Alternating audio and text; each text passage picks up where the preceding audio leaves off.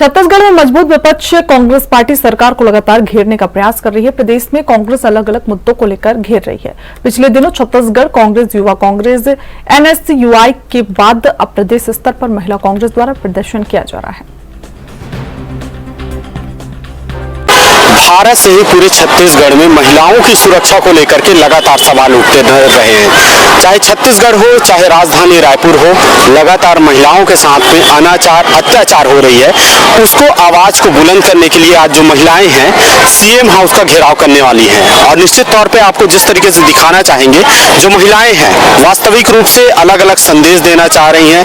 बेटी बचाओ, बलात्कारियों को सजा दो, तमाम तरह के जो शब्द हैं उसका उल्लेख स्कूली बच्चे के रूप में एक प्रदर्शन किया जा रहा है। और किस तरीके से और समझाइश दिया जा सकता है या फिर पुरुषों की मानसिकता को किस तरीके से बदला जा सकता है, उसके ऊपर ध्यानाकर्षण करने के लिए आज सीएम हाउस घेराव करने की जो तैयारी है वो महिलाएं कर रही है। जानते हैं, आप आज स्कूली ड्रेस में बंधी हुई हैं, अपनी पीड़ा किस तरीके से व्याख्यान करना चाहती हैं? मैं अपने साथ साथ उन तमाम बच्चियों की पीड़ा को यहाँ व्यक्त करने के लिए इसलिए आई हुई हूँ क्योंकि अभी जो हमारा छत्तीसगढ़ में जो महिलाओं को लेकर के जो आपराधिक हो रहा है, अपराधी मामला जो हो रहा है, वो ग्राफ जो है काफी बढ़ गया है। जैसे हम देखते हैं आए दिन हमको कहीं न कहीं महिलाओं के साथ उत्पीड़न का मामला जो है सामने आता है, चाहे वो 4 साल की बच्ची हो या फिर 80 साल की बुजुर्ग महिला है। आज अपने समाज में घर के अंदर, घर के बाहर कहीं भी महिलाएं जो है सुरक्षित नहीं है। जो इनका कहना था कि जो राम को लाए हैं, आज उनका ये नारा हम कहने पे मजबूर हो गए कि राम को लाने वाले व्यक्ति आज जो है वो अपराधियों को छत्तीसगढ़ में लेके आए। हमारा छत्तीसगढ़ जो बहुत ही शांत प्रिय प्रदेश था, जो अभी विष्णुदेव साय सरकार के आने पर अभी जो है एक अपराध का गढ़ बनते जा रहा है। आए दिन महिलाओं के साथ बलात्कार, रेप, महिलाएं ना तो छोटी बच्चों की अगर मैं बात करूं तो ना ही तो वो स्कूल में सुरक्षित है, ना ही अपने आस पड़ोस में सुरक्षित है, लेकिन फिर भी जो यहाँ की सरकार है वो अपना आंख बंद करके बैठी हुई है। तो सरकार को ऐसे मामले में ध्यान देने की सख्त जरूरत है। अगर मैं बोलती हूँ, अगर रातों रात अगर आप कानून पारित कर सकते हैं अदर मामलों में, तो आपको यहाँ महिलाओं के लिए भी कानून के लिए ठोस यहाँ पर कुछ कदम उठाने पड़ेंगे। सिर्फ कैंडल मार्च करने से ही महिलाओं को न्याय नहीं मिलता। हमारा ये है कि जो महिलाओं के साथ जो उत्पीड़न हो रहा है, इसके लिए सरकार एक सख्त कानून दे कि महिलाओं के संग जो उत्पीड़न करते हैं उनके 10 दिनों के अंदर में उनको फांसी की सजाए, वो भी बीच चौराहे पे दिया जाए, ताकि जो आने वाले लोग हैं जिनके दिमाग में आपराधिक प्रवृत्तियां जो बनी हुई है, वो उसको देख के, हादसे को देख करके उनके अंदर में खौफ हो जाए। क्योंकि आज अगर अपराध का ग्राफ अगर कहीं बढ़ रहा है तो उनके दिमाग से ये है कि रेप करो और छूट जाओ। लोगों ने ये मानसिकता बना ली है, इसीलिए जो लोग हैं ऐसी घटनाओं को अंजाम दे रहे हैं। किस तरीके से कानून होना चाहिए, कानून में किस तरीके से बदलाव होना चाहिए? बदलाव ऐसा होना चाहिए कि महिलाओं के संग या महिलाओं या बच्चियां जो रेप कर रहे हैं उनको फांसी की सजा होना चाहिए। अगर नाबालिग भी अगर कहीं ना कहीं ऐसा अगर अपराध कर रहे हैं तो उनको नाबालिग है बोल के उनको छोड़ना नहीं चाहिए। उनके लिए भी वही कानून सरकार को पारित करना चाहिए कि रेप करने वालों को फांसी की सजा देनी चाहिए। आप महिलाएं क्या नाम लिखते हैं? कल्पना सागर, प्रदेश महासचिव। अच्छा मैडम, आप एक महिला के रूप में और खास तौर से बेटी बचाओ का जो नारा है आपकी साड़ी में लिखा हुआ है, किस तरीके से बचाएंगी बेटियों को? देखिए, एक तरफ तो भाजपा जो है नारा देती है बेटी पढ़ाओ बेटी बचाओ, और दूसरी तरफ साए सरकार, हम तो ये आशा करते थे कि साए सरकार आई है तो साए कार्य भी होगा, पर यहाँ तो साए महिलाओं की इज्जत लूटी जा रही है, महिलाओं को बेआबरू किया जा रहा है। पहले हम सोचते थे कि बेटियां जो हैं वो माँ के गर्भ में असुरक्षित है, भ्रूण हत्या हो रही है, पर अब तो एक माँ बेटी जन्मने में भी डर है उनको कि अगर मैं बेटी पैदा करती हूँ तो पता नहीं भविष्य में उसके साथ क्या होगा। तो बेटियां असुरक्षित हैं, तो सरकार को चाहिए कि ऐसी कानून जैसे दूसरे देशों में है उस तरह की कानून पारित करनी चाहिए, और बिल्कुल जो बलात्कारी है उनको फांसी की सजा देनी चाहिए। क्योंकि जब बेटियां घर से निकलती है तो एक पिता, एक माँ और एक भाई को डर रहता है कि पता नहीं किस अवस्था में मेरी बहन लौटेगी घर। तो ये एक डर जो है ये वो नहीं समझ सकते जिनकी तो ना बेटी है ना खेती है, उनको नहीं पता कि एक बेटी का दर्द क्या होता है, एक बहन का दर्द क्या होता है, तो वो लोग क्या बेटी के साथ न्याय करेंगे? हम उनसे न्याय की उम्मीद भी क्यों करें? इसीलिए आज महिला कांग्रेस ने यह बीड़ा उठाया है कि छत्तीसगढ़ की महिलाओं को ही नहीं पूरे देश की महिलाओं को न्याय दिलाने का बीड़ा उठाया है।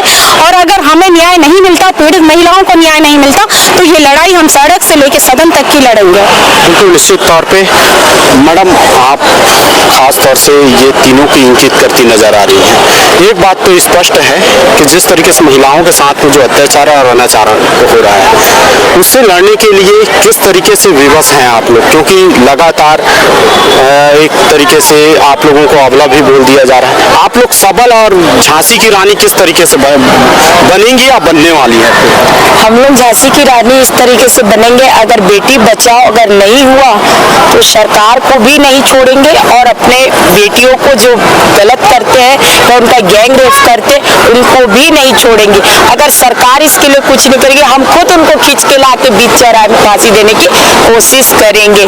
हम आज कांग्रेस पार्टी इसी विषय में खड़े हुई है कि हर किसी का साथ दो और सरकार को आंख खोल के देखना ही पड़ेगा कि बेटी बचाना है यानी कि देश बचाना है, क्योंकि बेटी ही देश आगे बढ़ाती है। तो सरकार को अगर नहीं दिखता है, भारतीय जनता पार्टी नहीं देख सकती है, तो हम खुद स्वयं देखेंगे। बेटी कैसे बचेंगी? जैसे मैं ये बोलती हूँ, आज देखते हैं हमारे छत्तीसगढ़ में सबसे ज्यादा जब से भाजपा की सरकार आई है, अभी फिलहाल हाल ही की बात है, भाटा गांव में जैसे केस हुआ है 14 साल की बच्ची के साथ, बस स्टैंड में केस हुआ है कि 50 साल की एक महिला के साथ। तो इतनी माने कि बोलना चाहिए भीड़ वाले एरिया में ये सब हो रहा है, ये बहुत बड़ी बात है। ये सरकार को कैसे नहीं दिख रहा है? और इसके लिए उन्हें सख्त कानून बनाना चाहिए। जैसे कि मैं बोलती हूँ केस बहुत लंबा जाता है, नहीं केस लंबा नहीं जाना चाहिए, 10 दिन 15 दिन में उसकी सुनवाई करिए। जो आपको लगता है ये अपराधी है उसको तुरंत तत्काल फांसी की सजा दीजिए। और बहुत सारे कानून है जो हमारी सरकार पता नहीं उनकी आंख में पट्टी बंद गई है कि वो देखना नहीं चाहते हैं। उनको सिर्फ बाकियों में ध्यान है लेकिन बच्चियों में, लड़कियों में, महिलाओं में ये ध्यान नहीं है। आज मेरी भी बच्ची है लेकिन मैं इतना डरती हूँ, 7 बजता है और मैं उसको फोन लगाना चालू कर देती हूँ, बेटा कहाँ पर हो, आ जाओ। नहीं तो एक समय था जब कांग्रेस की सरकार थी, हमारी बच्चियाँ घूम रही है, फिर रही है, हमको बेखौफ थे हम कि हमारी सरकार है, हमारा ध्यान रखने वाले। लेकिन अभी मेरे को लगता है कि जब से भाजपा की सरकार आई है, हम अपनी बात कर रहे हैं, हम अपने आप को महसूस नहीं कर पाते कि हम महफूज है। आज हम कहीं जाते हैं हम डरते हैं कि हमारा क्या होगा। इसलिए मैं तो यही विनती करूंगी कि जो कानून है उसको देखा जाए, जो अपने जिस तरीके से लोग करते हैं उनको कड़ा से कड़ा अपना उनको दंड मिला जाए, ये मेरी।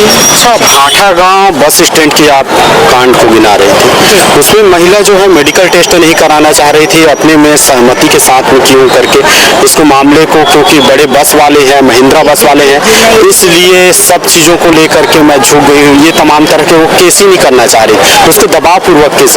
ये क्या अमूमन ऐसा कुछ मामला जो है उसको किस तरीके से संज्ञान में देखते हैं? जी मैं ये देखती हूँ कि आज की महिला जो गरीब महिलाएं है और कई लोग तो इज्जत से भी डरती है कि मेरी इज्जत, मेरी बेइज्जती होगी, 4 लोग मुझ पे थूकेंगे, क्या बोलेंगी कि आजू बाजू है क्या बोलेंगे इसका बलात्कार हो गया है। उस महिला से पूछिए जिसके साथ ऐसा होता है। मैं तो बोलती हूँ जब भाटा गांव बस स्टैंड का ये मामला आया था तब सरकार क्या कर रही थी?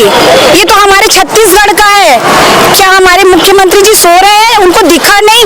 ये बस स्टैंड है जहाँ से लोग सवारी बैठते हैं, वहाँ इतना बड़ा काम हो गया। वो महिला कहीं ना कहीं डर रही है, उसके पास इतने पैसे नहीं होंगे कि वो केस लड़े। आधा तो देखिए ऐसा होता है कि अगर मैं केस करने जा रही हूँ तो कोर्ट कचहरी वकील, मैं इतना पैसा नहीं ला सकती भाई। हाँ, जो पैसे वाले हैं उनको कोई फर्क नहीं पड़ता है, वो तो 2 पैसा दिए, पुलिस को खिलाए, सरकार को खिलाए, छूट जाएंगे। लेकिन जो गरीब महिला है वो कहाँ लड़ेगी, कौन से वकील के पास जाएगी? वो तो अपना मुंह बंद करेगी, उसके परिवार वाले बोलेंगे नहीं अब छोड़ो जाने दो, हो गया, अब तुम मत जाना वहाँ, यहाँ से मत जाना, अपना रास्ता चेंज कर दो, बस यही अब बात होती है। तो मैं तो यही बोलूंगी कि जो महिलाएं हैं वो कहीं ना कहीं पैसों के कारण, अपनी मजबूरी के कारण, अपनी बेइज्जती के कारण जो चुप हो जाती है वो ऐसी महिलाएं। लेकिन अगर जो महिलाएं आवाज उठा रही है, जैसे भाटा गांव की महिला ने, जैसे बस स्टैंड की महिला ने जब आवाज उठाया था, तत्काल कार्रवाई होनी थी, क्यों नहीं हुआ? क्यों?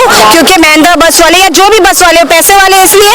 अरे वो 50 साल की हो, 60 साल की हो, महिला तो है। आप लोग न्याय दिलाने के लिए उसको किस तरीके से मदद करेंगे? जी बिल्कुल, हम सब इसलिए तो आज हम लोग ने, हमारी जो प्रदेश अध्यक्ष है फूलो दीदी नेताम के जी के आदेश अनुसार जो हम लोग ने आज ये जो धरना प्रदर्शन किया है ये उसी के लिए है कि जिस महिला से मुलाकात की है आपने? जी हमको तो कुछ भी नहीं बताया गया। हम थाने भी गए थे, टिकरापारा थाने भी गए थे। उस दिन बहुत भीड़ थी और आनंद फानन में सर बताया कि बहुत फोन आ रहा है, ऐसी ऐसी घटनाएं हो गई है।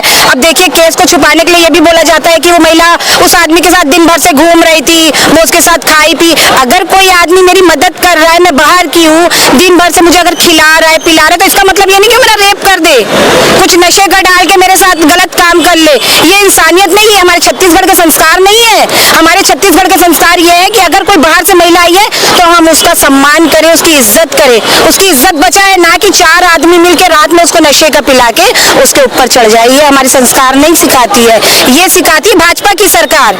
आज भाजपा की सरकार थी, कड़ा कानून उनको उठाना था। अरे बाहर का छोड़ो, हमारे छत्तीसगढ़ में हुआ है भाई। ये कहाँ है हमारे मुख्यमंत्री जी, कहाँ है हमारी सरकार, कहाँ है? सो रही है। कुछ सरकार को क्या संदेश देना चाहती है, किस तरीके से समझाना चाहती है सरकार को? सरकार को तो मैं यही संदेश दूंगी कि अभी जो छत्तीसगढ़ में जो हो रहा है, आप उसके लिए सख्त कानून उठाइए। आज हम अगर उन पीड़ितों को न्याय दिलाते हैं तो बाकी लोग डरेंगे, बाकी लोगों के दिल में खौफ आएगा कि नहीं हमारी हम करेंगे तो हमको फांसी की सजा। और ये नहीं 10 साल 15 साल मत दो भैया। किसी की बच्ची जाती 17 साल की, किसी की बच्ची जाती 4 साल की, उस माँ से पूछो, उस बाप से पूछो क्या उसके दिल में बीतता है। तुम आदमियों से क्या पूछते हो, सरकार से क्या पूछते हो? वो आदमी क्या जानेगा? एक माँ से पूछो उसका कलेजे का टुकड़ा क्या बोलता है।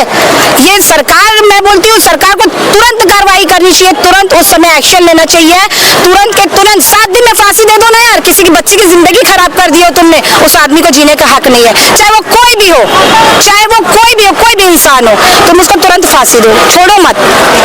बिल्कुल निश्चित तौर पे जो महिलाएं हैं वो आवाज अपनी बुलंद कर रही हैं और सरकार को समझाना चाह रही हैं कि कुल मिलाकर के ऐसे जो केसेस हैं, खास तौर से बलात्कार और बलात्कारियों के ऊपर किस तरीके से तत्कालिक फास्ट ट्रैक जो कोर्ट लगता है उसके तहत किस तरीके से कार्रवाई किया जा सकता है और कार्रवाई के बाद उनको किस तरीके से सजा दिया जाना चाहिए, इसके ऊपर खासा फोकस कर रही हैं। अब भैरी सरकार जो है सुनना और किस तरीके से सुन पाती है, इसको देखने वाला विषय रहेगा। कैमरा पर्सन दीपेश के साथ अखिलेश तिवारी, ANB न्यूज, रायपुर, छत्तीसगढ़।